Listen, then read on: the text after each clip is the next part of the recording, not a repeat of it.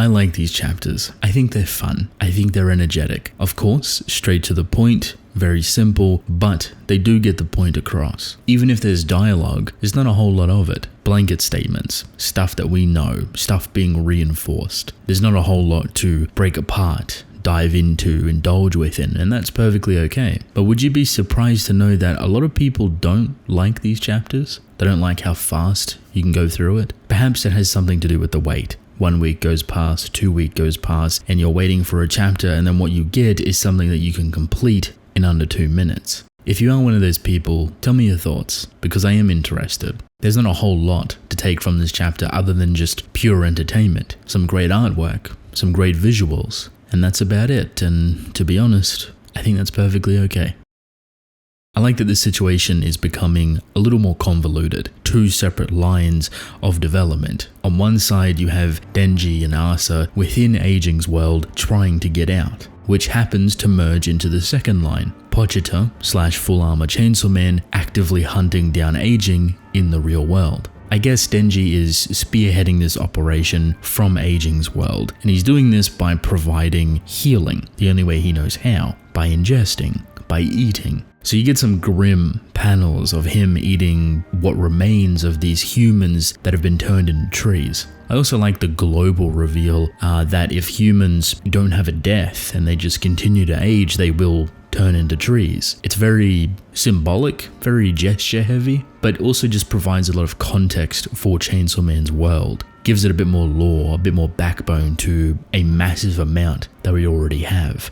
Very fun. Another thing I really like is the fact that Fumiko, out of all the people that you could have picked, she is the one kind of spearheading the operation against Chainsaw Man directly. She's doing the negotiating, she's sacrificing herself alongside other public safety agents, getting into another contract with Aging, and really wants to prevent this prophecy. It does bring up a question that I have. Public safety is willing to go through so much, the length, the sacrifice, to do what they think they need to do. No one knows how this prophecy comes into existence. No one knows if it's through Chainsaw Man, if it's through Asa and War, or if it's through the involvement, very radicalized, of public safety trying to stop Chainsaw Man. It makes things murky and unpredictable. Public safety is meant to help humans, it's in their name, yet they foster and deal and make contracts and are very sneaky and snarky, all while tiptoeing around the human population.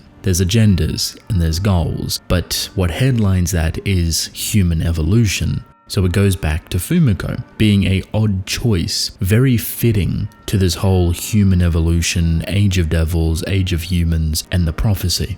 Wanting to evolve mankind using Chainsaw Man is a very problematic situation. You only have to think about it for more than 30 seconds and you realize that there's way too much unknown, way too much unpredictableness within that power. Yet through all of that, you want to get rid of Aging, sacrifice them, erase them from existence, and you just don't know what would happen. Yeah, humans might eventually turn into trees, but you also can't have children. You also can't repopulate the human race. You actively seek out its destruction. But then it goes then into another path, a branching subsection of what Chainsaw Man's abilities represent and don't represent, is that they are unpredictable. They're not concrete. They don't follow strict rules. I do think that's one of the more interesting things that Fujimoto has implemented for Chainsaw Man, is that his rules, his powers aren't restricted. So while Aging could get erased, just like ears, there may be alternatives, there may be variations, there may be things that could still exist or evolve into something new to replace the idea of aging.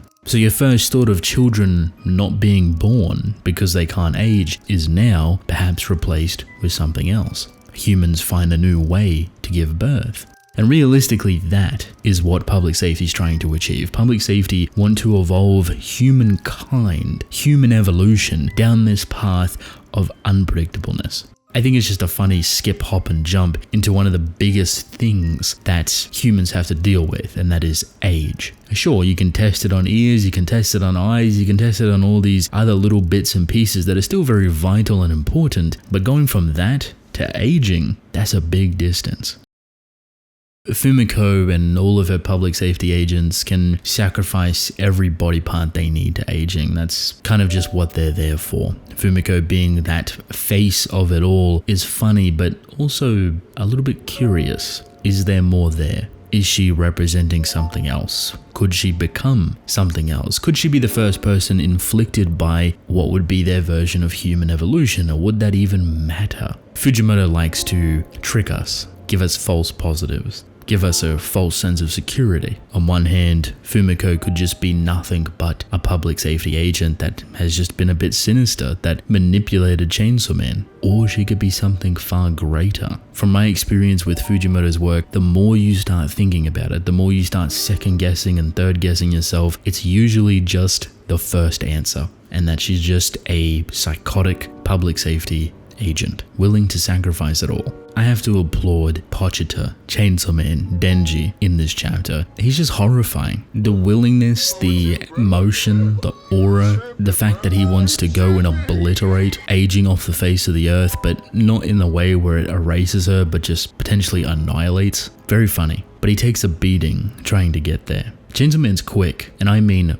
rapid. We've been known this. Seeing him basically teleport behind people in plain sight, them not having a reaction time to deal with him, very scary. But him sprinting and jumping across the city, perhaps a very far distance from where he originally was, just to get to aging, super fun. And it's not easy either. It's not seamless. All of the agent's sacrifices comes in form of an attack. Chainsaw Man cops it all. Getting cut in half, getting body parts ripped off, his head comes off, all of these bits and pieces getting smashed while running to aging. And the only thing that's propelling him forward is Denji, constantly feasting and eating and reviving and doing everything he can to help Pochita. It's a really, really cool combination. I don't think Denji really knows what's going on. Maybe he can feel what's happening to Pochita, but clearly there's a level of understanding or connection between them. Sure, Aging's world is this symbolic gesture and metaphorical place, but Denji keeps feasting, and that feasting keeps working. So even if perhaps metaphorically, there's a level of real enough for where that ingestion actually works and heals, and that revving of his ripcord works and continues. You could overthink it, you could run the semantics. I recommend not to do so. Aging's world has no real parameters or clarification that makes it easier to understand. The fact that she even has a separate domain that is capable of ingesting humans and having them pretty much evolve into trees is weird enough altogether. Where is this place? Is it an alternate dimension? Is it a separate part of Earth? Is it something that aging can willingly spawn and despawn? Is it something inside of aging? The more questions you ask, the more convoluted and confusing it becomes. All we need to know is that whatever Denji's doing, it's working really, really well. A beautiful and effective artwork, a lot of Pochita panels, which I always love to see. Seeing him cut in half, seeing him headless, seeing how he operates, seeing how he reacts to it. He is an unstoppable machine. And this impresses Aging, how he's able to get this far, how he's able to push so hard, how he's able to realistically not die. But the last thing that we get is one of the most iconic things that Pochita does. He rips out his own heart and he throws it towards Aging. I love moments like this, and we don't get to see it all too often. But this is like a teleportation technique. Throws the heart, he can teleport around it, and the husk or body usually just disappears or gets obliterated, whatever, right? It's just cool to see him utilize it again in a situation that possibly didn't call for it. He probably could have made it to that building, he just had to keep going. But instead, doing something like this, even better. Now I do wonder how this fight goes. Chainsaw Man can't erase Aging. Perhaps these public safety agents also can't be killed thanks to their new contract. So what do? Well, I imagine basically slicing up everyone in the vicinity. Just go haywire, just go mental. Don't eat, don't consume, just keep fighting. Eventually, Aging could give up. They don't seem all too motivated to fight. But taking away what gives them access to consistent abilities would be taking out the public safety agents first, which includes Fumiko. Now, do we implement the problematic side of Fumiko where she could be something else? Or is this going to be more of like a Pochita Denji situation where he still doesn't recognize or understand what Fumiko has done to him and tries to help her, or just goes easy on her? I guess we will find out next week.